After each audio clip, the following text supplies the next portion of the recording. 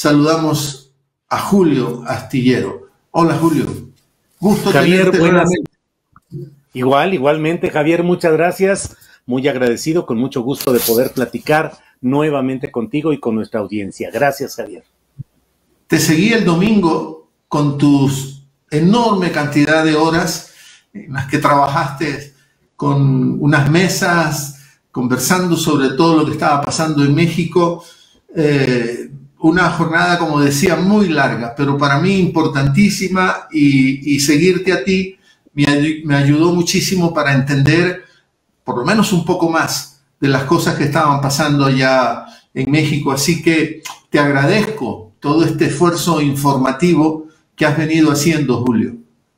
Gracias, fueron 16 horas que tuvimos en nuestro canal de internet, en que estuvimos informando acerca de lo que iba sucediendo con diferentes mesas, conductores, con información, con reporteros. La verdad es que estamos muy contentos de ese esfuerzo informativo que nos dio 1.200.000 vistas, más o menos en promedio. Eso fue lo que registramos, de tal manera que fue un esfuerzo satisfactorio, interesante, y además, pues en el contexto de una elección en términos numéricos complicada. Es la elección más grande en número de participantes, en número de cargos a elegir, y también en un contexto que parecía complicado, pero que finalmente terminó con una impactante, arrolladora victoria de la formación de izquierda, progresismo y centrismo, que en México es llamada Cuarta Transformación, que encabeza el partido Morena y que postuló a Claudia Sheinbaum como candidata a la presidencia de la República, y se tuvo resultados realmente importantes y creo que trascendentes, Javier. Te escuché esa noche, andas por los 800.000 suscriptores en tu canal. Es lo que escuché, dije, vaya, ya es un número respetable, ¿no? Y que seguramente pone a temblar a esas cadenas de televisión que por supuesto son harto conocidas, ¿no? Cadenas mexicanas de televisión, pero tu canal, que es como, yo también pertenezco a un canal similar al tuyo, aunque yo siento que el tuyo has montado con una cosa más compleja, ¿no? Nosotros estamos en camino a eso, ¿no? Ya tenemos estudio en Guayaquil, aspiramos a tener estudio en Quito, que como sabes es la capital de Ecuador, pero ya 800.000 suscriptores, ya como que hay que tenerle mucho respeto al canal de Julio Astillero.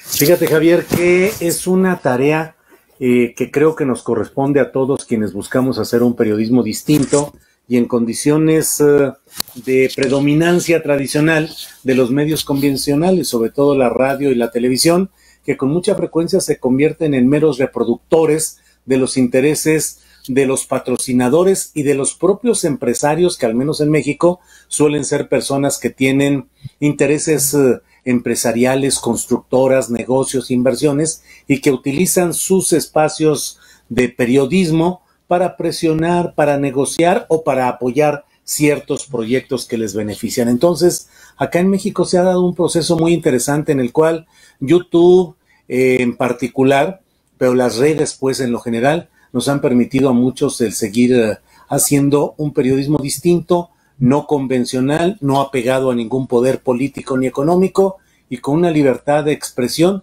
que francamente valoramos mucho, impulsamos, y bueno, es toda una tarea, Javier, que en esa estamos metidos, de darle viabilidad financiera también a nuestros esfuerzos periodísticos, no porque queramos convertirnos en millonarios a partir de lo que hacemos aquí, sino para poder impulsar más cobertura periodística, más reporteros, más envíos a cubrir ciertas cosas especiales, y la verdad es que estamos contentos y luchando. En México hay un fenómeno general, como también ustedes lo hacen en Ecuador, de a través de redes sociales empujar, y ahí vamos, Javier. Sí, eso es una maravilla, porque no dependemos de patrocinadores. No hay un gran patrocinador que dice, esta es la línea editorial que quiero que sigan, ¿no? No. Los patrocinadores son la misma audiencia, ¿no? Que con los superchats ayudan para concretar estos esfuerzos periodísticos. 800.000 suscriptores. Quiero sacar un poquito de pecho, si me lo permites, Julio. 800.000 suscriptores tiene tu canal. México tiene, ¿qué? Unos 130 millones de habitantes, más o menos, Sí, ¿no es cierto? sí. Uh-huh. Nosotros aquí estamos ahorita en Ecuador en directo. Palabra suelta, el programa que estamos compartiendo en este momento sale en esta plataforma que se llama Ecuador en directo, que creo que también te han entrevistado, el programa Los Especialistas, Sí. de mi compañero Jaime de la Cruz. Nosotros tenemos ya 120.000 suscriptores para una población que está por llegar a los 18 millones de habitantes. Yo me puse a hacer los cálculos y más o menos es lo mismo que tú tienes en términos porcentuales. En términos porcentuales. En términos absolutos tú nos das 20 vueltas, pero de cara a la población mexicana y la población ecuatoriana estamos llegando a los mismos niveles porcentuales de influencia. La cuestión que yo me pregunté mientras veía el domingo el maravilloso resultado de la elección de Claudia Sheinbaum, yo decía, los compañeros mexicanos lo están haciendo mejor. Porque claro, ustedes también tienen políticos como nosotros los tenemos, ¿no? Políticos y políticas muy mentirosos, que han hecho de la mentira su práctica y que no se les cae la cara de vergüenza cuando mienten, y mienten descaradamente, ¿no? Xóchitl Gálvez esa misma noche dijo un montón de mentiras que no se pueden sostener. No se pueden sostener. Yo la vi, insisto, te seguí lo que pasaba a través de tu canal, la vi en una tarima proclamándose ganadora, mandándole a sus votantes a cuidar el resultado porque estamos ante la narcopolítica que nos pueden birlar nuestro resultado. Hemos ganado en Ciudad de México. Anunciaba unas cosas que luego no se sostuvieron y que luego pueden salir, dan la cara y no dan ninguna explicación, no se hacen cargo de todas sus mentiras.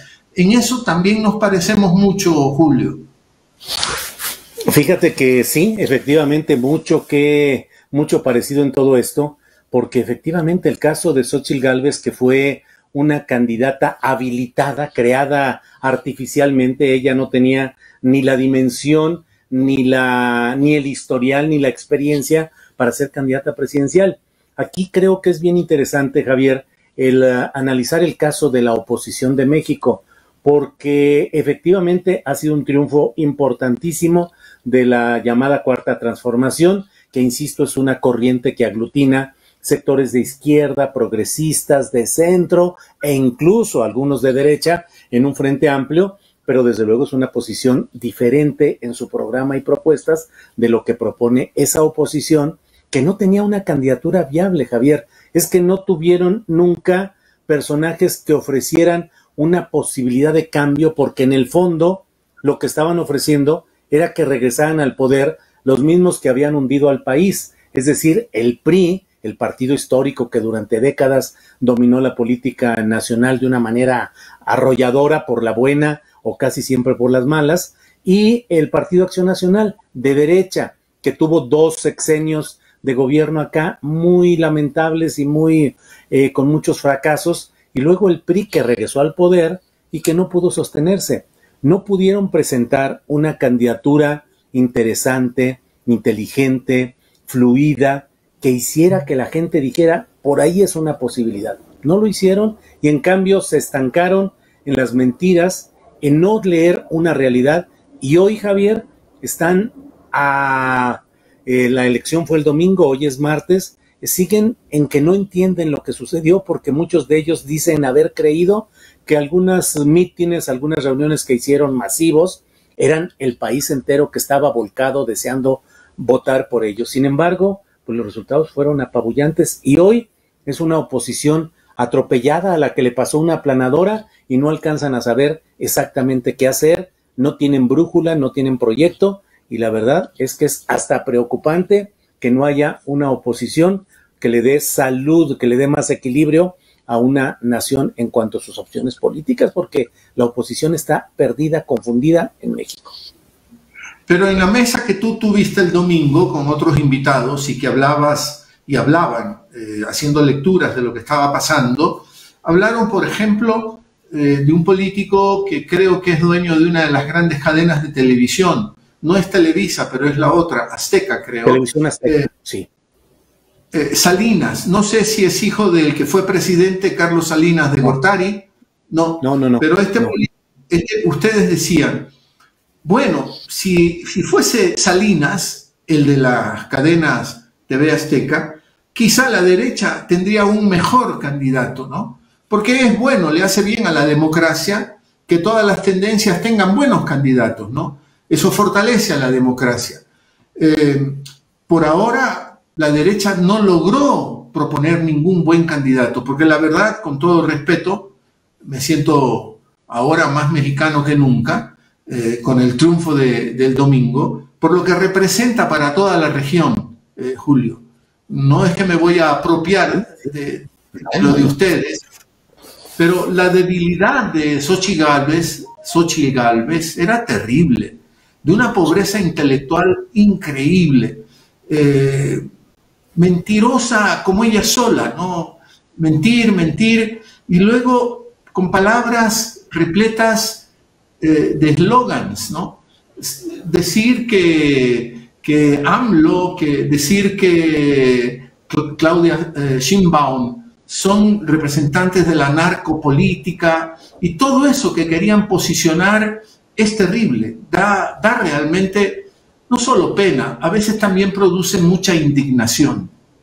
Fíjate que fue una campaña intensa de parte de esta derecha tratando de impedir la continuidad del proyecto llamado Cuarta Transformación, Morena, el proyecto de López Obrador y Claudia Sheinbaum, que tuvo incluso ha tenido momentos muy notables para el análisis.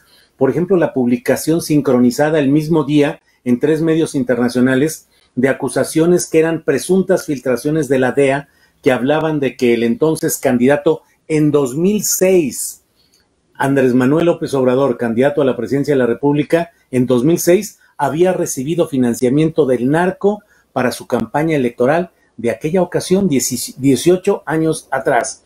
Y los testimonios eran solamente presuntos testigos protegidos, versiones anónimas, filtraciones de la DEA. En 3 medios sincronizados internacionales salió esa misma información que cada medio manejó como una investigación propia, como algo que habían investigado cada cual por su lado. Luego de ello se publicó también un libro con esta misma continuidad, en la cual se pretendía el gran secreto, develar el gran secreto del financiamiento del narco a las políticas, a las campañas de López Obrador. Y se mantuvo durante meses como etiqueta dominante en las tendencias de X, antes Twitter, las etiquetas narcopresidente AMLO y narcocandidata Claudia, como primer lugar en las tendencias debido al uso de bots y de troles y de máquinas reproductoras que estuvieron colocando todo esto. Y sin embargo, el resultado electoral les resultó totalmente adverso. Fueron resultados que es doblar la cantidad de votos a favor de Claudia Sheinbaum. Claudia Sheinbaum, según los resultados preliminares, tuvo el 59.3% de los votos, que parece que va a subir. Hay quienes señalan que quedará en un 60%, contra 27.9% de Xochitl Gálvez, la derecha, es decir, el doble. Ni juntándose, eran 3 candidaturas, ni juntándose los 2 que perdieron, podían haberle ganado a la que ganó, que es Claudia Sheinbaum. Y ahí está parte del enojo que está ahorita entre rabietas, pataletas, reproches a la ciudadanía, señalamientos de que hay ignorancia, un pueblo ignorante le dio el voto a una opción dictatorial y autoritaria. Me parece que no leen la realidad y están ahora en la actitud del negacionismo, negar las cosas y pretender que deberían ser de otra manera, Javier. Ahora, a ver, yo primero, antes de seguir avanzando, había traído esto, mira, una pequeña copa. Tiene agua, hay que advertirle a la gente que esto no es agua. Champán no iba a beber porque hace mucho tiempo he negado el europocentrismo, ¿no? Tequila, chuta, me tomo este poco de tequila y no termino el programa. Aguardiente tampoco puede ser. Qué bonita palabra, aguardiente, ¿no? Es un trago fuerte que también tenemos por esta región, ¿no? Que en México también tienen. Linda palabra, ¿no? Agua ardiente, aguardiente, ¿no? Sí.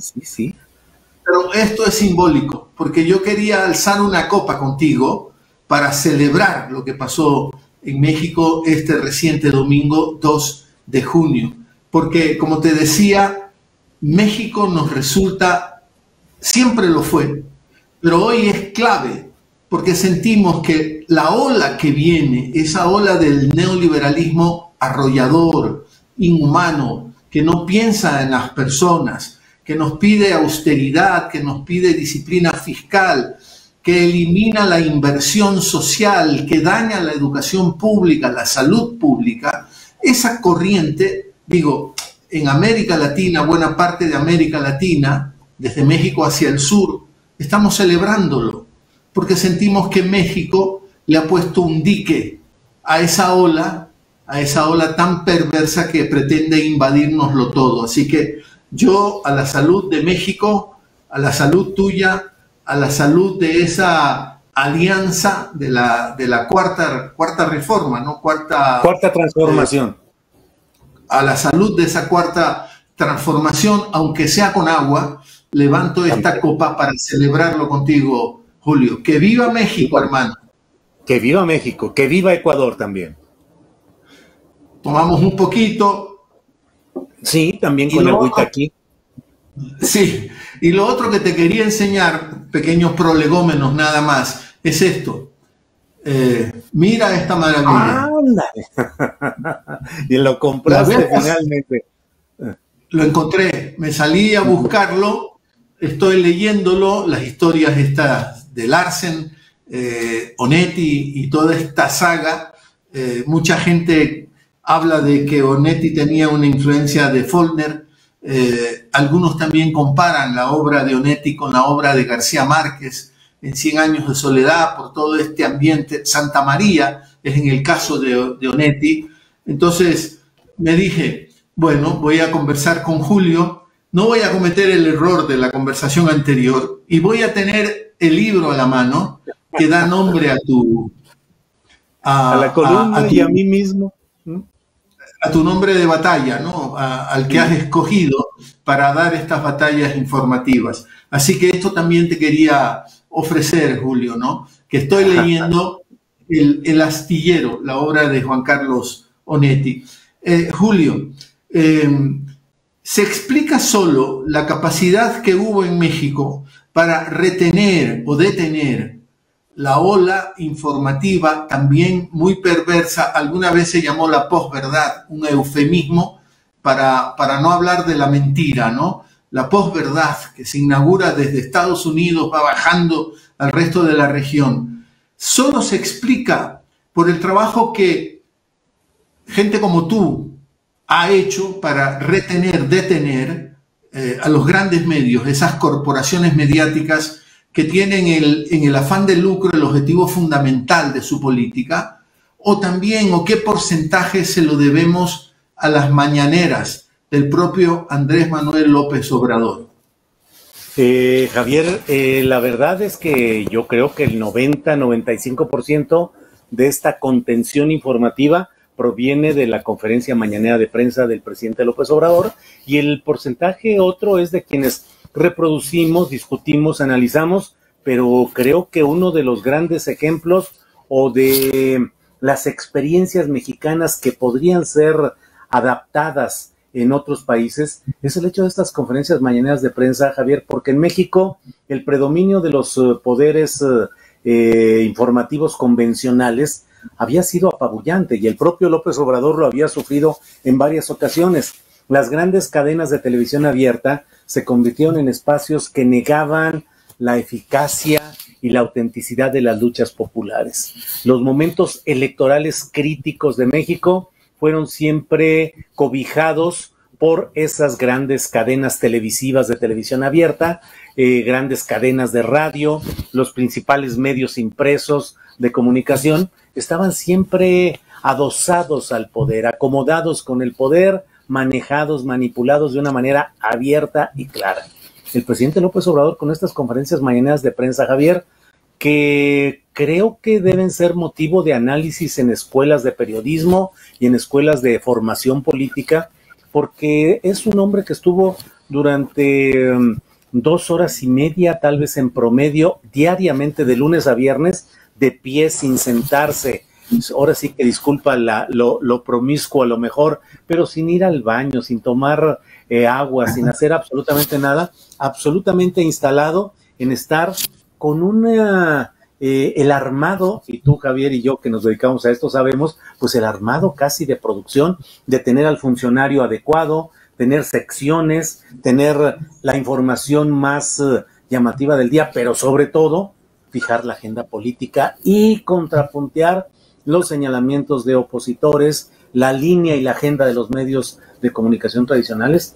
Eso creo que fue fundamental. López Obrador no ha perdido hoy el dominio de la agenda política, no ha perdido hasta hoy todavía, fíjate, ya cuando le falta muy poco para dejar el poder, sigue siendo el factor de atracción electoral, de fijamiento de la agenda política, de la discusión, y no le da tregua a sus adversarios, con un estilo que tal vez, que ha generado desde luego pues mucha incomodidad en los segmentos que ahora son exhibidos, que son criticados, que son puntualizados con nombre y apellido en esas conferencias mañaneras de prensa, pero creo que ha sido fundamental, con errores, con altibajos, como todo, pero creo que ese ejercicio de la conferencia mañanera de prensa ha sido fundamental, Javier.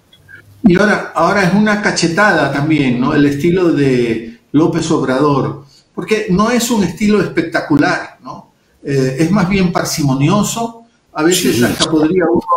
hasta podría uno sentir, pero embraga, mete cambio, sigue, porque su ritmo más bien muy lento, ¿no? Pero eso desvela que si estás cercano a la verdad, si ese es auténticamente tu estilo, no se lo copias a nadie, la gente te cree.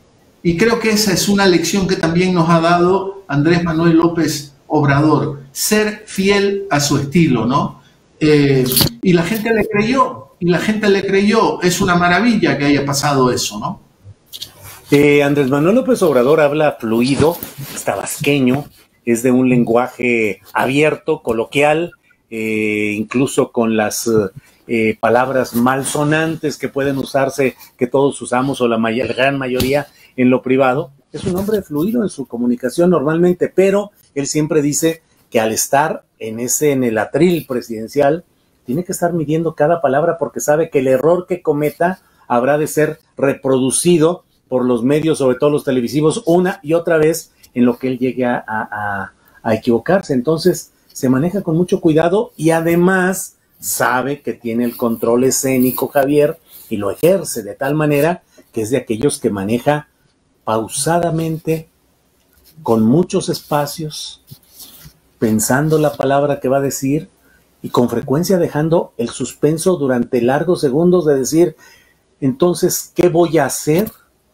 Y deja algo que es increíble porque los medios modernos de comunicación quieren rapidez, contundencia, hasta le aceleran a veces a las palabras para que lleguen más rápido. Y aquí, pues ahora sí que han tenido que aceptar que López Obrador ha sido un personaje que en términos comerciales, como luego se dice, vende. Es decir, la gente lo sigue, la gente está atenta y los medios de comunicación tradicionales no pudieron zafarse de reproducir sus conferencias de prensa en las que con frecuencia criticaba, más que criticaba, fustigaba a los propios representantes de los medios que estaban ahí, medios que luego reproducían las críticas, expresaban su respuesta o protesta, pero tenían que seguirle dando tribuna, y así ha sido esta historia, que ya veremos qué sucede, porque yo creo que la próxima presidenta, Claudia Sheinbaum, que no es del mismo estilo que López Obrador, es más pausada en su pensamiento, en la reflexión, es metódica,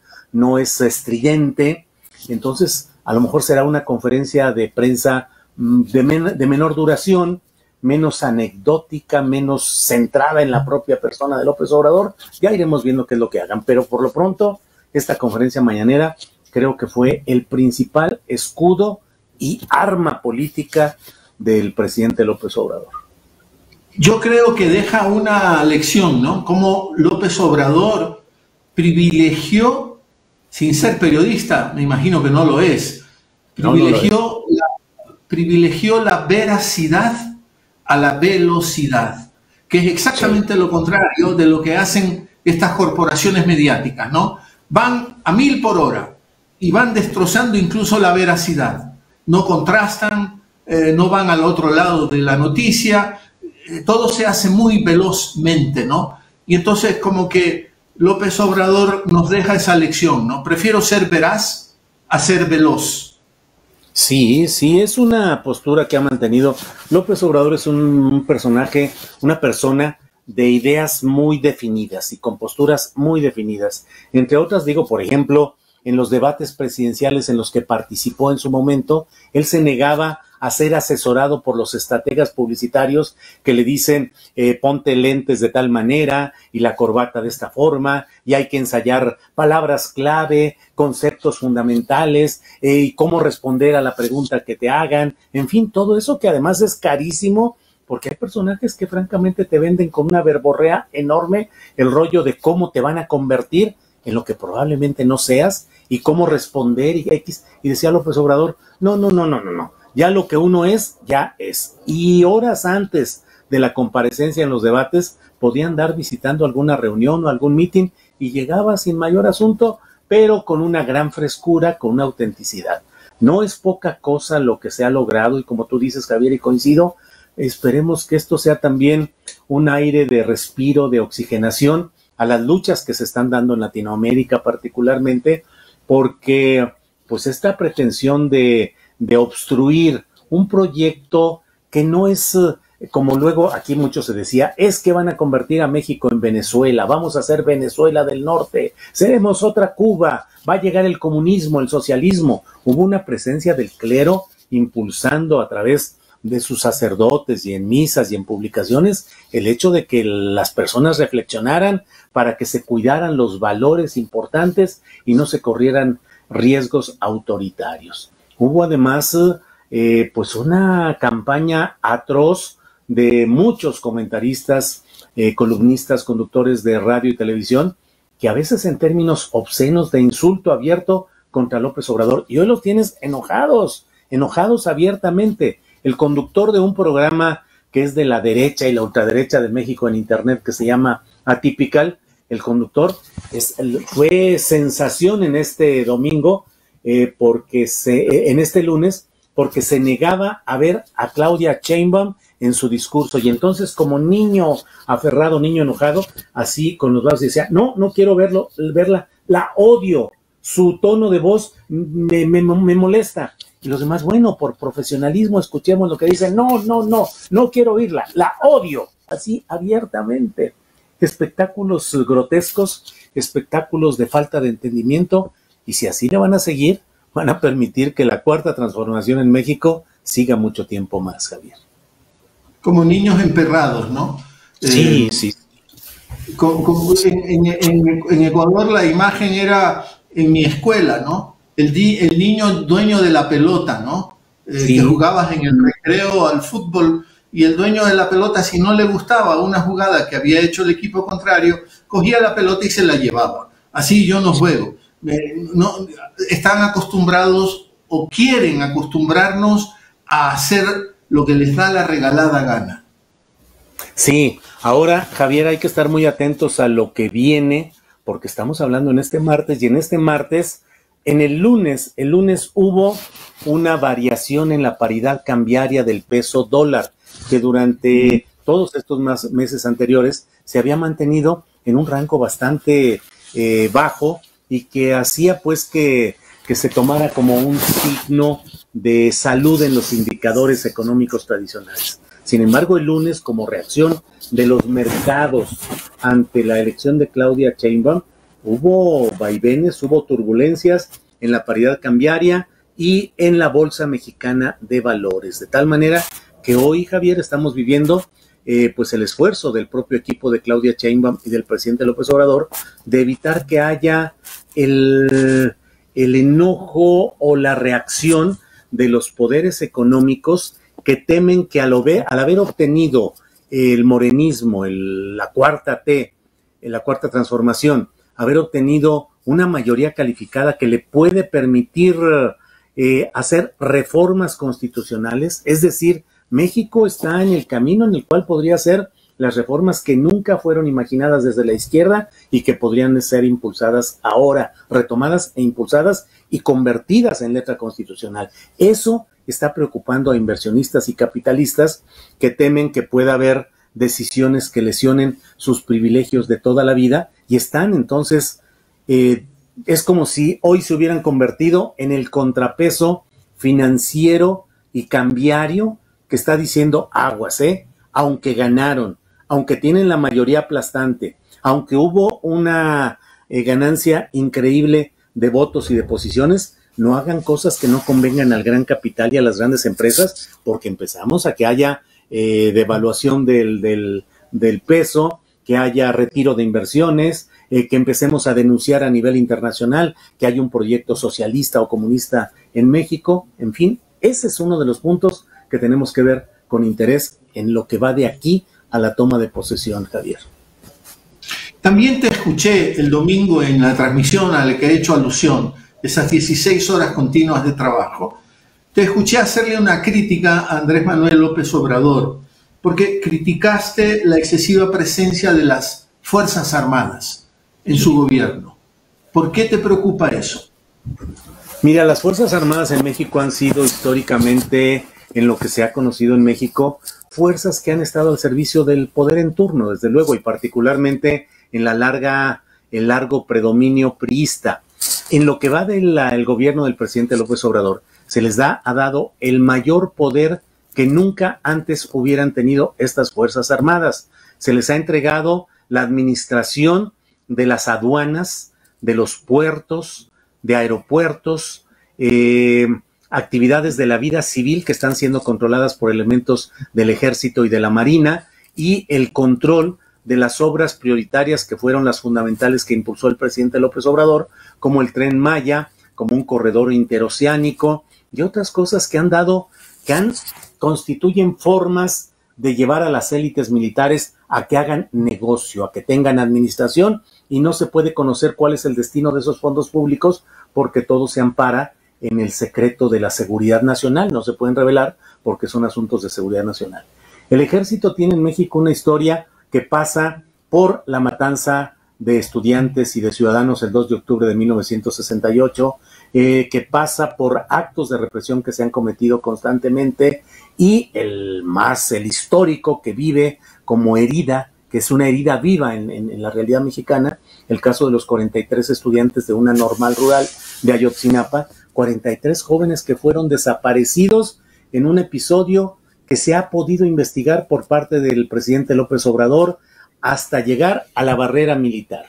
Los indicios que se tienen apuntan a que el poder militar, coludido con políticos, policías de México, formaron parte de los entendimientos para permitir pues actos de crimen organizado, y que al confundir a los jóvenes activistas de Ayotzinapa, supuestamente que pudieran haber sido miembros de un cártel, o bien que uno de los autobuses en los que se transportaban llevaba, sin que ellos supieran, un cargamento de heroína con rumbo a Chicago, y que entonces eso fue lo que motivó el enorme enojo de los capos de los cárteles ahí en Iguala, Guerrero, es lo que habría llevado a una desaparición que no se tiene constancia, no se sabe dónde quedaron, y los padres de familia, los activistas, las organizaciones defensoras de derechos humanos señalan y aseguran que el tope hasta donde se ha podido llegar es hasta donde está la barrera militar, que hay 800 folios de información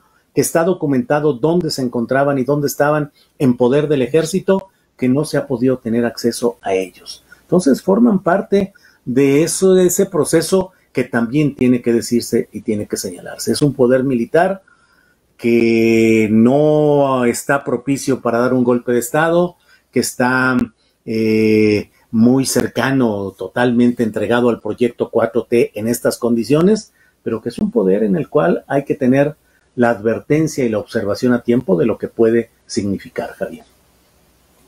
Pero es una constante en nuestra región, ¿no, Julio? ¿No? Porque no sé si has escuchado aquí, no hemos tenido, bueno, basta que haya un muerto y ya resulta cruenta la política de cualquier gobierno, ¿no?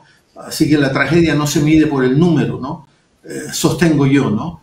Pero no tuvimos las dictaduras del Cono Sur en el Ecuador, no hemos tenido eso, ¿no? No hemos conocido eso, ¿no? Pero hemos tenido gobiernos despóticos, hemos tenido gobiernos poco respetuosos de los derechos humanos, o que los derechos humanos les resulta una cantaleta de las izquierdas, del comunismo, y que no hay que prestarse para ese juego.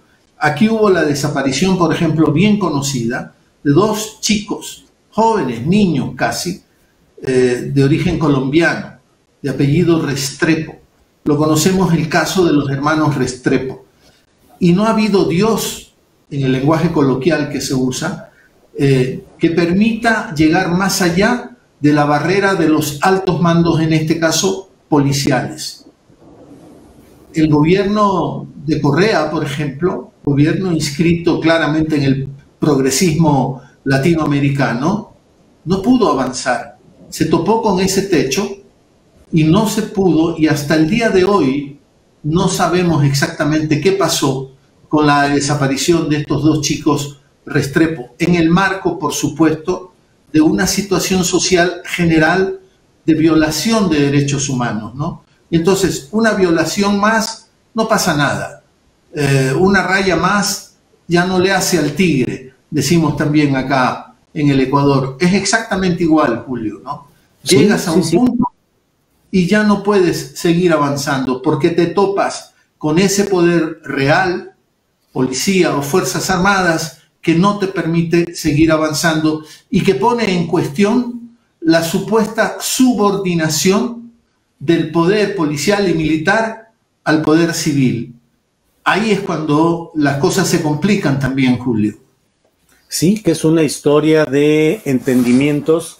En México así ha sido. El poder militar ha estado supeditado al civil en términos declarativos y en términos operativos. Es decir, en lo operativo, el ejército, las Fuerzas Armadas están al servicio del presidente. El presidente constitucionalmente es el jefe máximo de ellas, pero el pacto es civiles, los sostenemos y los cuidamos, pero no se metan en nuestros asuntos, no se metan en nuestros negocios, no vigilen la manera como manejamos el presupuesto y no pasen más allá de la barrera que se pone y que implica que nosotros manejamos nuestras cosas. México es uno de los pocos países donde no ha habido un civil que esté a cargo de la Secretaría de la Defensa Nacional y mucho menos que una mujer, como ha pasado en Chile o en España. Entonces, pues es uno de los rubros pendientes que debe ser impulsado, creo yo, desde la izquierda, el tratar de evitar un proceso de militarización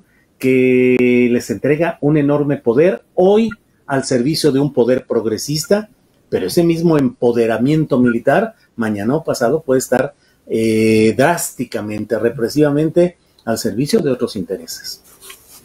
Ahora, ya vemos cómo el poder económico empieza a manifestarse ante el arrollador triunfo de Claudia Sheinbaum. ¿Qué con los Estados Unidos, Julio? ¿Qué prevés tú con Estados Unidos?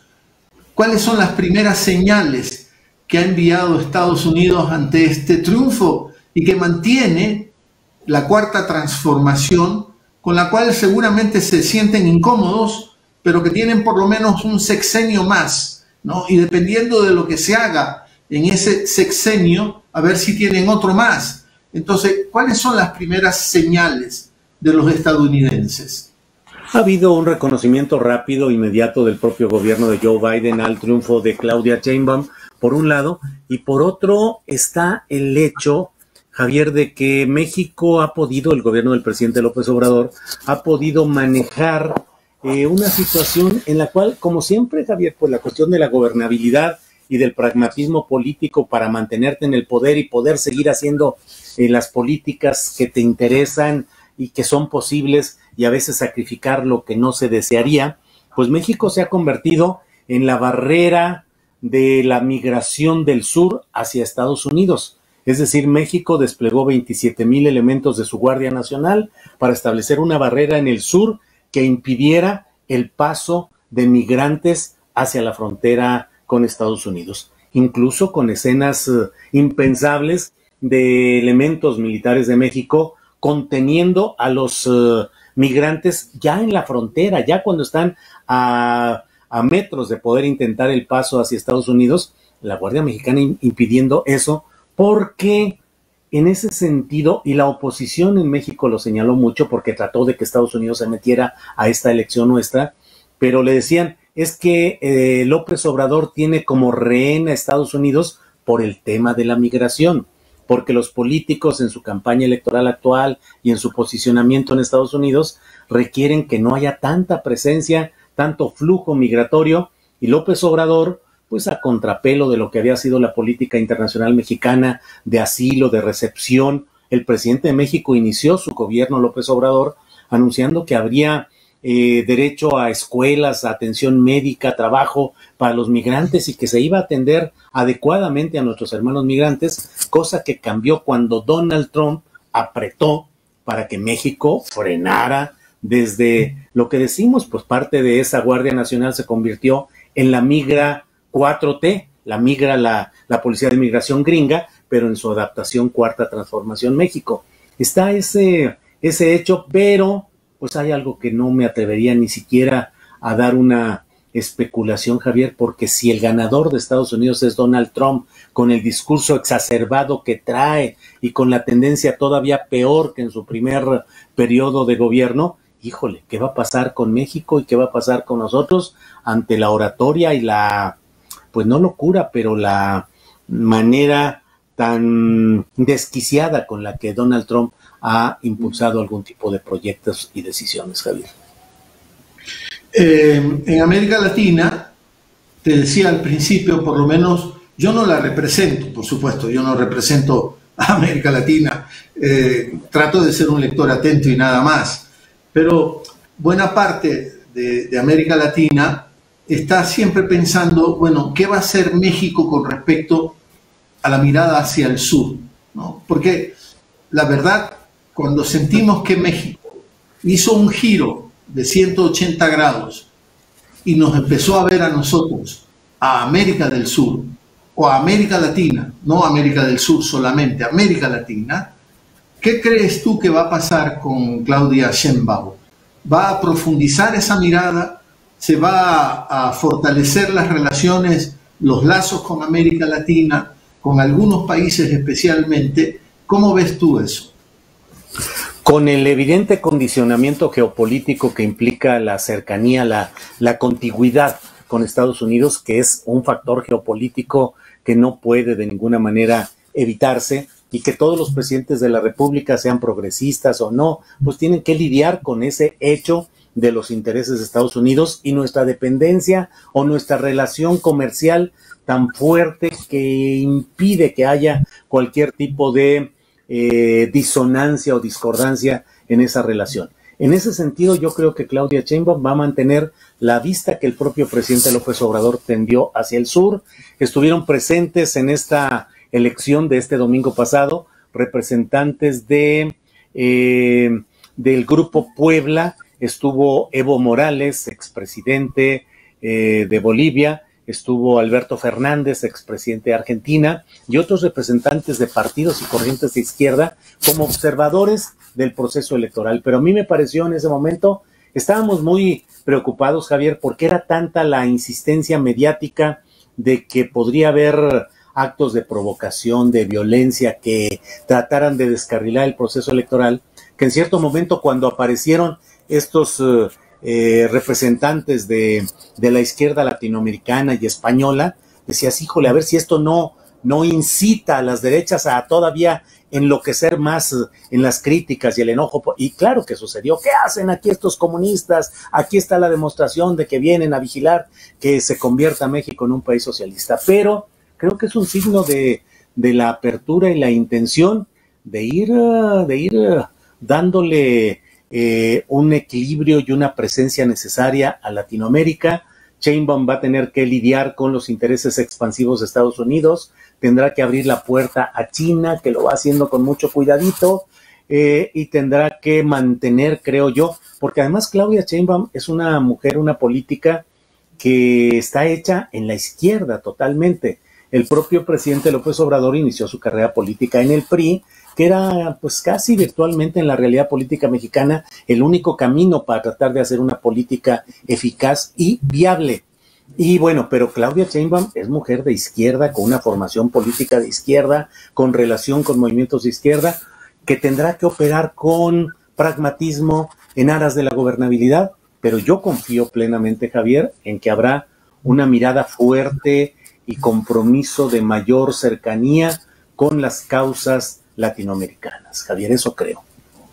Hay que decir que Claudia Sheinbaum hizo ballet de bailarina, sí.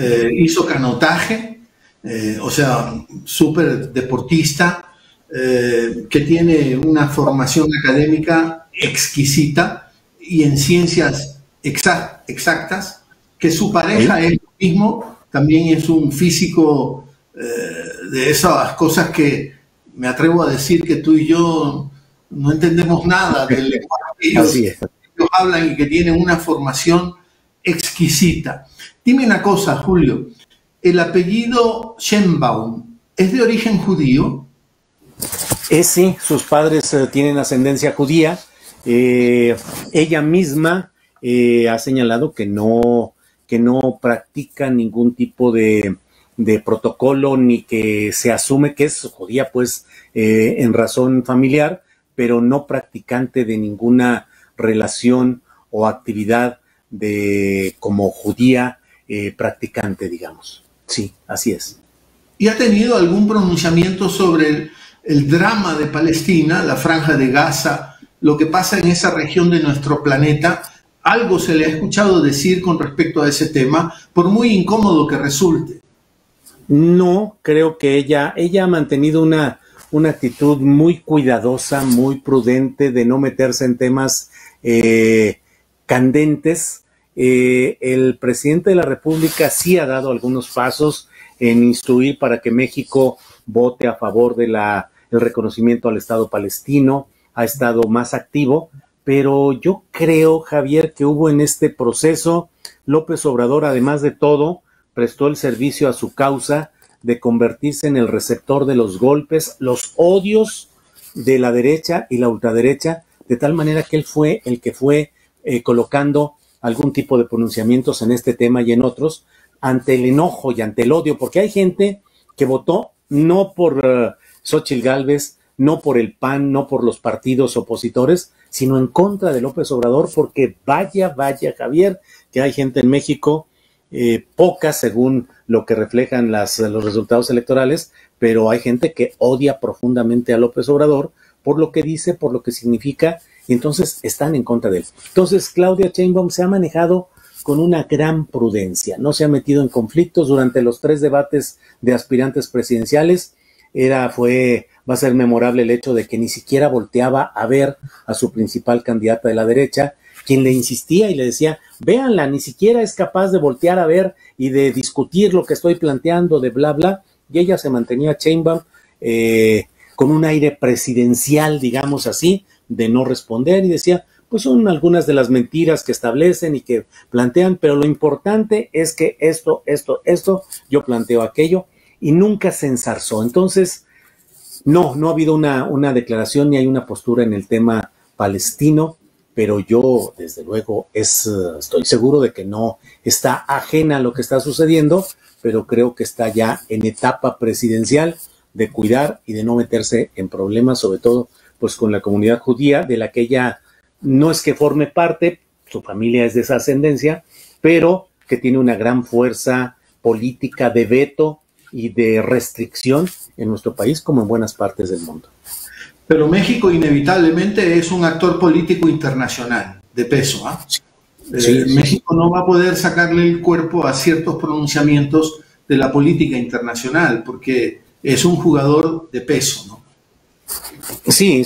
Como eso, yo creo que vamos a ver un ejercicio en búsqueda primero de que se asiente el gobierno de Claudia Sheinbaum, que aun cuando llegó con esta enorme legitimidad y este enorme número de votos, aún así los factores de poder que actuaron en su contra son intereses muy pesados que a la acción electoral recibida a favor de Claudia habrá la reacción de esos poderes que no se van a quedar callados ni se van a quedar quietecitos a ver qué sucede dentro de 5 años. Creo que va a haber una campaña muy pronto de tratar de descalificar, de señalar errores procedimentales en las elecciones, desconocer el resultado, aunque sea en términos políticos. Por cierto, ya la adversaria Xóchitl Gálvez, que quedó en segundo lugar, ya anunció que regresa a su cargo de senadora, que lo va a ejercer durante un par de meses, pero pues ya regresa, lo cual casi significa en hechos políticos, en significados políticos, pues que asume su derrota, regresa a su cargo de senadora y seguirá impugnando y diciendo y discurseando, pero ya sin la convicción de ella misma de que hubiese ganado. Pero seguirán los factores tratando de descarrilar, de bloquear, pues la historia que conocemos en tantos países, Javier. Si la derecha mexicana sigue apelando a personajes como Xóchitl Gálvez, tú también lo decías al principio, pues no se puede vaticinar grandes éxitos para esa derecha mexicana. Y eso es peligroso, porque les queda el terreno de la violencia, les queda el terreno del odio, el terreno de las pasiones y la poca razón, ¿no? Yo he dicho, recuperando a Baruch Spinoza, ¿no? El filósofo español, portugués, neerlandés del siglo XVIII, oye, si solo te quedas con las pasiones, no logras salir de la zona del odio, ¿no? Y eso es peligroso en la política, ¿no? Nos pasa también en el Ecuador. Estarás enterado de todo lo que pasa en el Ecuador también. Para ir cerrando, Julio, siempre agradeciéndote todo este tiempo. Hoy te estuve viendo, sé que vuelves luego a salir con tu noticiero más tarde ahí en México. Es intensa la labor que desarrollas, pero digo, quiero dedicarle un poco tiempo a la cuestión Ecuador-México, ¿no? Para ver cómo se va sintiendo. Yo puedo ser declarado traidor a la patria si digo, ante la barbaridad, ante la estupidez que hizo el gobierno de Noboa, de invadir la Embajada de México acá en Quito, en mi país, ¿cómo va el ambiente? ¿Cómo he escuchado a Andrés Manuel López Obrador que él, en estas condiciones, no nos vamos a sentar a hablar de la reapertura de las relaciones diplomáticas? Usted tiene que cambiar de actitud, le dice a Noboa claramente. Lo ha dicho también la ministra de Exteriores, Alicia Bárcenas. Pero ¿cómo se va sintiendo ahí en la cuestión mediática? ¿Cómo se va sintiendo entre la gente en México lo que pasó entre Ecuador y México? Más que Ecuador, lo que hizo el gobierno de Ecuador con la Embajada de México acá en Quito. ¿Cómo se va sintiendo ese tema?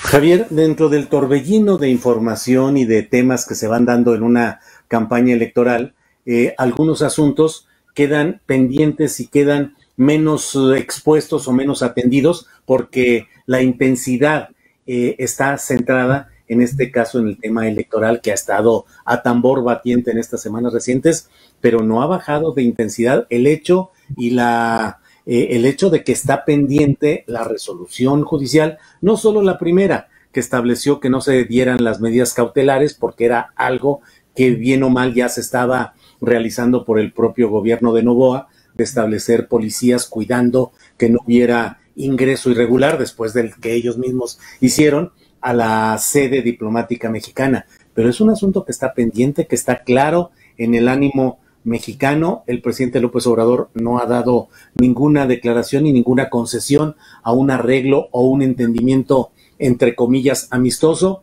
sino que en México se está plenamente claros en que este es un asunto que tiene que tener una resolución judicial internacional y que todos esperamos que sea suficientemente contundente. Y por otra parte, déjame decirte que de la última vez que hablamos ahora, sí puedo decirte que yo percibo que ha quedado muy claro el hecho de que una cosa es el hermano pueblo de Ecuador, con el cual tenemos lazos, relaciones, una hermandad absoluta, y de lo que es el gobierno circunstancial de un personaje como Daniel Noboa, que desde luego no goza de ningún aprecio mayoritario por estos rumbos, ni tampoco la secretaria de Gobernación, ministra de Gobernación, de origen mexicano, que estuvo también en todo ello. Es un tema que sigue pendiente y que creo que pasando estos asuntos electorales habremos de estar todos atentos a que haya justicia en ese acto bárbaro que cometió no el pueblo de Ecuador,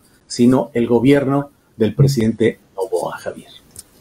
La negación por parte de la Corte Internacional de La Haya de las medidas cautelares a México, acá en Ecuador, el gobierno de Ecuador, insisto en eso, el gobierno de Ecuador lo tomó como un triunfo del gobierno del Ecuador. ¿Tú cómo lo ves?